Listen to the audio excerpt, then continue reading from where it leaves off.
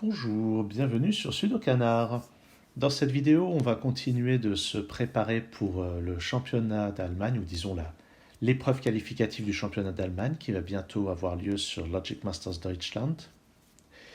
Et il se trouve que l'un des auteurs de cette phase qualificative, Christoph Seliger, a publié récemment cette grille intitulée Parity Party Sudoku, qui est là donc pour s'entraîner sur une des formules, et ça tombe bien parce que c'est une formule que je n'ai encore jamais essayée. Une formule inventée par Glum Hippo et dont la règle est la suivante. On a les règles habituelles du Sudoku, et sinon, à chaque fois qu'on a un nombre en dehors de la grille, eh bien ce nombre, c'est la somme des premiers chiffres, à savoir des chiffres qu'on rencontre jusqu'à ce qu'on rencontre le premier chiffre d'une certaine parité. C'est-à-dire que par exemple, on pourrait avoir dès le début rien que des nombres impairs et à la fin un nombre pair. Ici, on pourrait avoir par exemple 5, 1 et 6. Donc on a une somme qui fait 12, où on a d'abord uniquement des nombres impairs, puis enfin un nombre pair. Par exemple, ce 15, on pourrait imaginer 1, 3, 5, 6. Ou bien, pour ce 15, on pourrait tout à fait aussi imaginer 7 et 8, comme ceci. Voilà, ça pourrait tout à fait marcher. Avec ce 15, on pourrait avoir 2 et 5. Ça obéirait à la règle de faire comme ceci. Et il y a une clause un peu spéciale, c'est que quand l'indice est constitué d'un seul chiffre, eh bien, ça peut obéir à cette règle. Par exemple, on pourrait avoir 1 et 4. Bon, ça ne serait pas compatible avec le 8, si ça serait compatible. Une autre possibilité pour ce 5, ça pourrait être d'avoir le chiffre 5 tout seul. Donc, lorsque la somme qui est donnée est constituée d'un seul chiffre, il est possible que ça soit le chiffre lui-même. Par exemple, pour ce 6, ça peut être le 6, ou bien ça peut être, par exemple, un 3 suivi d'un 2. Bon, ben voilà les règles. Le problème qu'on va regarder a été publié il y a quelques heures sur Logic Masters Deutschland, en fait. Il a été résolu 12 fois, je regarde. Oui, c'est ça, 12 fois. Il a un taux de satisfaction de 90%, donc ça devrait être un très bon problème, et un niveau de difficulté de 4 étoiles, donc ça devrait être assez difficile. Et je dois bien vous avouer que j'ai du mal à voir comment on va aborder ça. Un détail près, c'est que quand la somme est paire, c'est sûr qu'on ne peut pas terminer par un chiffre impair. Parce que si je termine par un chiffre impair, j'écris n'importe quoi, vous voyez que le total va forcément être un nombre impair. Donc tous ces scores qui sont là commencent forcément par des chiffres impairs. Et forcément au moins deux chiffres impairs. Un nombre pair de chiffres impairs, à vrai dire. Puisque si je mettais 3 nombres impairs pour commencer, ça donnerait aussi un total impair. Peut-être qu'on devrait commencer par là, parce qu'il y a beaucoup de sommes qui sont données qui sont paires. Et soit dit en passant, il y a très peu de sommes qui sont données. Le fait que ce problème donne une unique solution, c'est assez impressionnant. Ah, pardon, pour le 6, il n'y a aucune certitude puisque ça peut commencer par le chiffre 6. Et en fait, donc j'ai dit, ça commence par deux chiffres impairs. Ah, voilà, ok. Ok, c'est là qu'on commence. Je vais continuer de mettre mes doubles chiffres impairs. Là, on a la certitude qu'il y en a deux, c'est-à-dire pas là.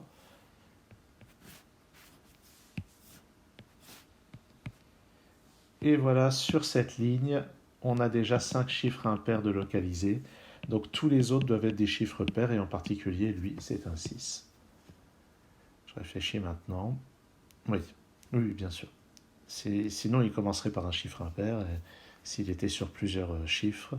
Donc ça, c'est un 6. Voilà, premier chiffre de placer. Et je vais noter tout de suite que ceux-là sont parmi 2, 4, 8. Alors par ailleurs, ici ça va être aussi un chiffre pair, parce que sinon, si on avait 4 chiffres impairs d'affilée, 1, 3, 5, 7, ça ferait au moins 16. Donc ça c'est aussi un chiffre pair. D'ailleurs, si on regarde bien dans tout ça, il n'y a plus qu'un seul chiffre impair quelque part. Et pour le 15, il en faut au moins un de chiffre impair. Et donc, il sera en dernier ou en premier. Ça peut être impair, pair, pair, impair. Les deux sont plausibles. Oui, en fait, quand on a un total impair, forcément, il y a un nombre impair dans la somme, et il y en a un nombre impair. Il y a un nombre impair de termes impairs. Par exemple, ici, il pourrait y avoir 1, 3, 5, puis 6, sauf que ce n'est pas le cas puisque celui-ci est impair. Mais on pourrait aussi avoir 3 chiffres pairs et un chiffre impair. Ouais, ceux-là sont plus pénibles. Tiens, regardons avec le 16. Avec le 16, je disais, si on ajoute 4 chiffres impairs pour commencer, ça fait 16 minimum, mais avec le chiffre pair qu'on ajoute à la fin, ça dépasse. Donc j'ai aussi un chiffre pair ici qui vaut 2, 4, 8. 2, 4 ou 8, bien sûr. De même ici, il peut y en avoir que 2. Pour le 16, pareil, on l'avait déjà dit. Alors pour le 20, c'est un peu différent. Ah bah sauf que je ne peux pas en mettre 4 puisqu'il y en a déjà 2 ici. Et il y a 5 chiffres impairs sur une ligne. Donc ça, c'est un chiffre pair aussi.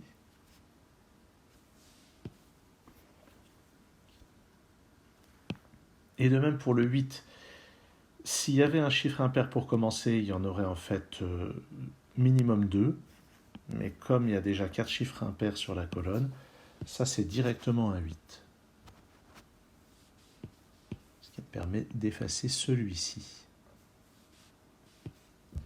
Et ça c'est intéressant parce que ça veut dire que ici, la somme de ces deux chiffres impairs vaut forcément 12 ou 14, sans utiliser le 8. Donc si c'est un 14, on va faire 5 plus 9. Si c'est 12, ça sera 3, 9 ou 5, 7.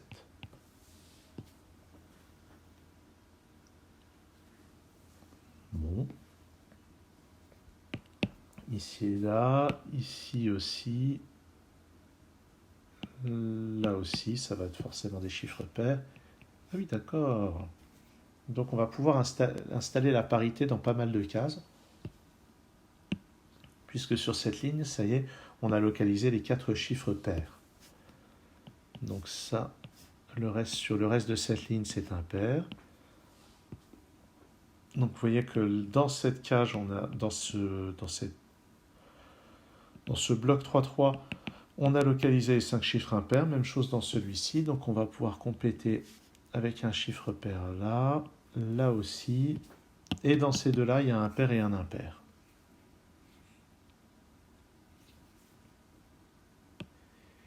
Il reste à voir un peu ce qui se passe là-dedans. Mais c'est pas évident.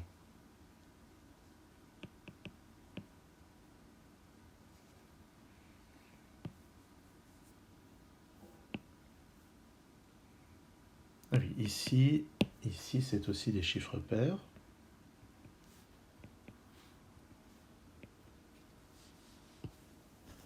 Là-dedans, il y a un pair, un impair. Pardon, qu'est-ce que je raconte? Ah non, il y a un impair et deux pairs. Là aussi, un impair et deux pairs. Donc ici, il y a 3 impairs. Ouais, le problème a clairement été construit comme ça. Et pour compléter cette ligne et cette ligne, il reste à placer 2 chiffres pairs. Ce qui donne donc 4 chiffres pairs dans le bloc central. Donc on complète avec 2 impairs comme ça. Très bien, et là-dedans, donc il y a un impair et deux pairs, même chose ici. Et puis,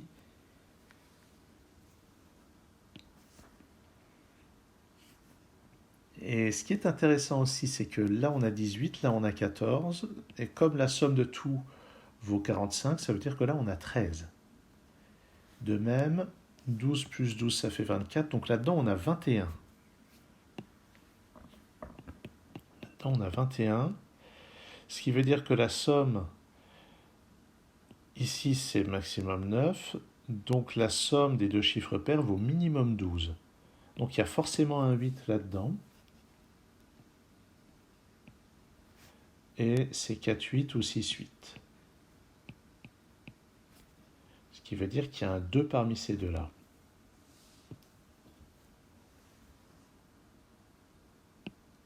Pour faire le 13 ici. Donc ça va être 2, 6, 5 ou bien 2, 4 et 9. Puisqu'on n'a pas droit au 8. 2, 6, 5, 2, 4 ou 9. Donc ici c'est 5 ou 9.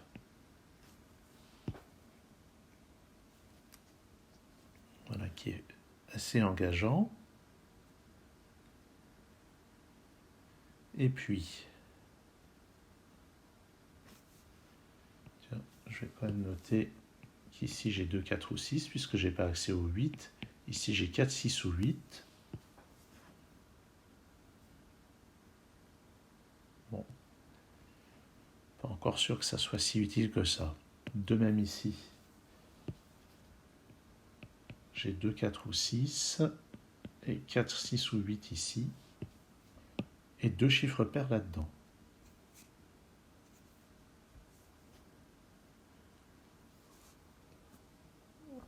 Où est-ce qu'on va regarder maintenant?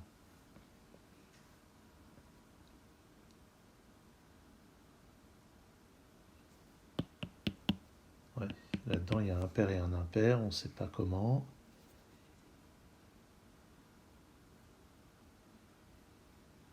« 12, c'est un total qui est quand même pas énorme.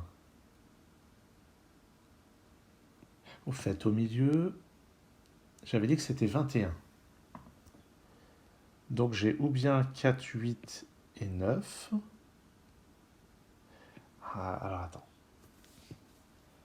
Si j'ai 4, 8 ici, ça met 9 au milieu, et ça met 2 et 6 ici, et je suis censé arriver à 13 avec le 5, ça marche.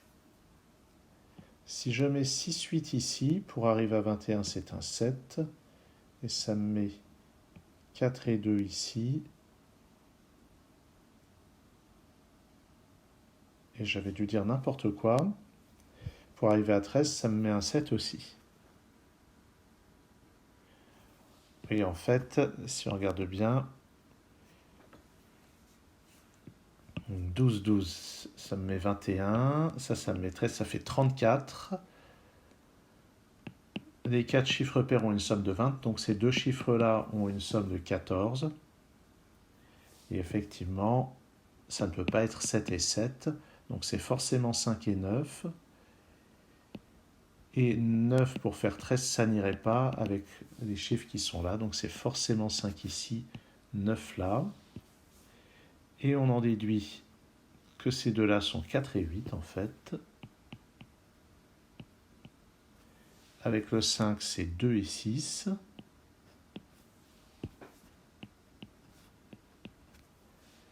Et ça restreint ce qu'on a là-dedans. 2 ou 6 ici, 2 ou 6 là. Ici, 4 ou 8, et pareil en bas. Et on va pouvoir préciser un peu les choses, parce que si j'essaye de mettre 8 ici, je dois avoir deux chiffres impairs pour faire 6, et c'est forcément 1 et 5, mais le 5 n'est pas disponible. Donc c'est un 4 ici, et un 8 là-haut. Maintenant, je dois faire 10, 10. Donc il y a un côté où ça sera 1 et 9, l'autre côté où ça sera 3 et 7. Et puis ici et là. Alors, ici et là. Bah tiens, ça c'est intéressant parce que donc il va y avoir un 9 ou bien 3, 7. Et la même chose par là.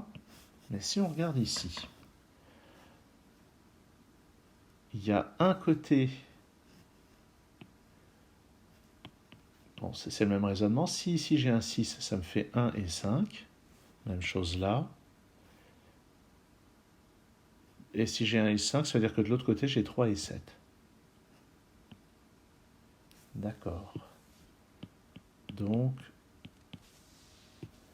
oui, il y aura 3, 7 ici et là, ou bien l'inverse.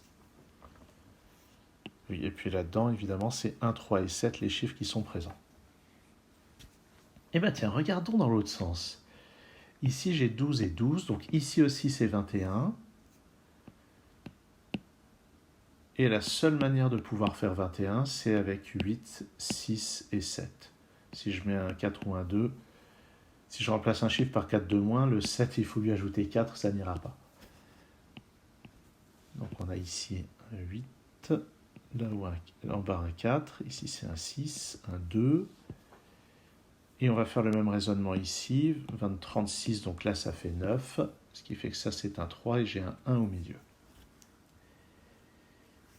Et puis on va avoir 2 ou 4 ici, 6 ou 8 là.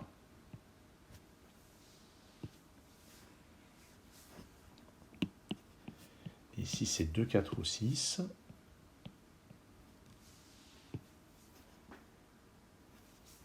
Et on va regarder ce qu'on peut faire là-dedans. Le 3 n'est pas disponible, il faut un 1 quelque part, le 1 ne sera jamais dans cette somme, le 1 est forcément par là. Ce qui est intéressant parce que ça donne un 1 ici. Pour arriver à 12, si je mettais le 4, ça serait 1 et 7, mais le 7 n'est pas disponible, donc c'est le 2. En face, on a le 4.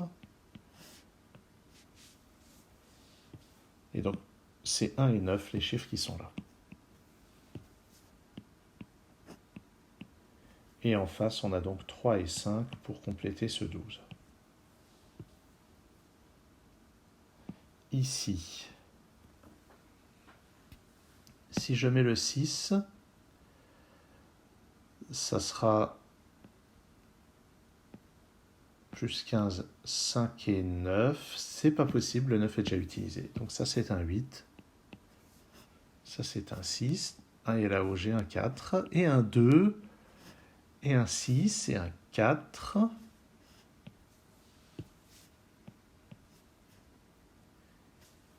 Donc maintenant, ça doit faire 14 pour arriver à 16. C'est forcément 5 et 9, puisque c'est deux chiffres impairs. Et ça résout cette paire 1 et 9. Et un jour, j'effacerai peut-être les P et les I. Là-dedans, au fait, pour faire 12, c'est forcément 5 et 7. Et grâce à ça, j'ai le 7 ici, le 5 là. Et tout en face, j'ai 1 et 9 pour arriver à 16.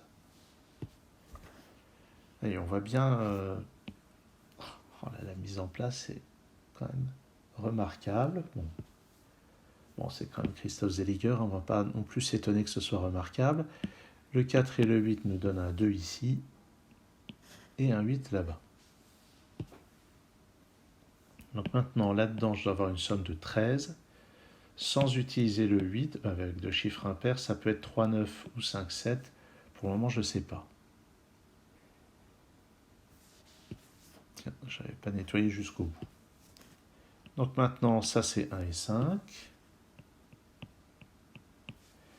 Et ça répond à notre question, puisque sur cette ligne, d'après ça, le 5 n'est pas là, d'après ça, le 5 n'est pas là, donc il est ici ou là. Ce qui veut dire que le 12 ici, ça n'est pas 5 et 7, c'est forcément 3 et 9. Et j'obtiens donc ce 5 et ce 9. Et puis ce 1 et ce 5. Maintenant qu'on a ça, ici c'est 3 et 7. Donc comme ceci. Et puis j'ai le 4 ici, puisque ça doit être un chiffre pair.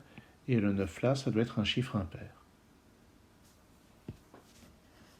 Et pour ce 14, 4, 9, 1 ou 4, 3, 7. Mais je ne peux pas mettre 9 et 1 ici, j'aurai plus de possibilités pour ce chiffre. Donc c'est un 7 avec un 3, ici 9, ici 1, ici 9.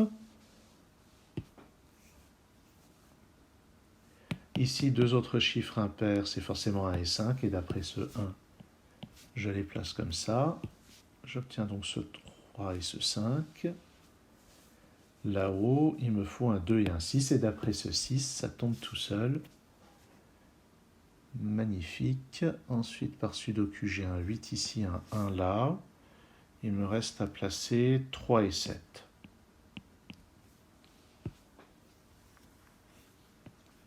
Ici, il me faut également 3 et 7. Et puis 1 et 9 là-dedans. On va regarder. Là-dedans, il me faut 3, 4 et 6. D'après ce que j'ai, il reste plusieurs possibilités. Tiens, verticalement aussi, il reste plusieurs possibilités. 3, 6, 3, 4, 6. 3 ou 4 ici. Là, il me faudra 5, 6 et 8. Donc 5 ou 6 ici. 5, 6, 8, 5, 6, 8. Là-dedans, 2, 7 et 8. D'après ça, j'ai le 7 ici, 2 et 8 là-dedans. Et on va regarder un peu ce qui se passe là-dedans. Là, j'ai 14. La question, c'est le complémentaire du 15 dans la colonne, c'est 30. À quel moment est-ce qu'on arrive à 30 ici? J'en suis à 14, 19. Vous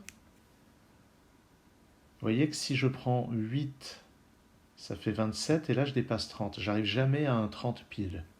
Alors que si je prends 2 et 9, j'arrive à 30 exactement. Donc ici, c'est 2, et ici c'est 8. Et je sais maintenant que le 15 est comme ceci. Il va jusque là. Il me reste à placer 6, 8 et 1. C'est donc dans cet ordre-là, avec 6 et 8 comme ça.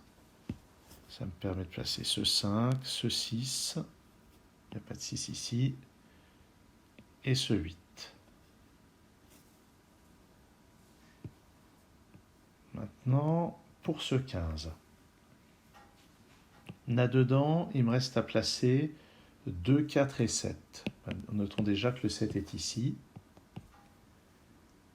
Et il me reste 2 et 4 là-dedans. Et puis 3, 5, 9 là-dedans.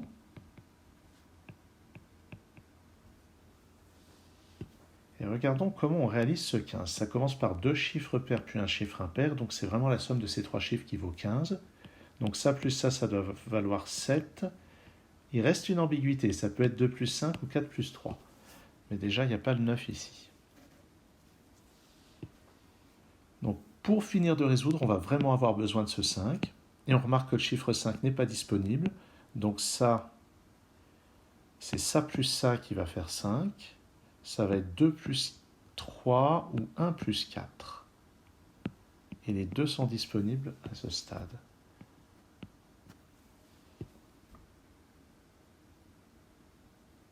Et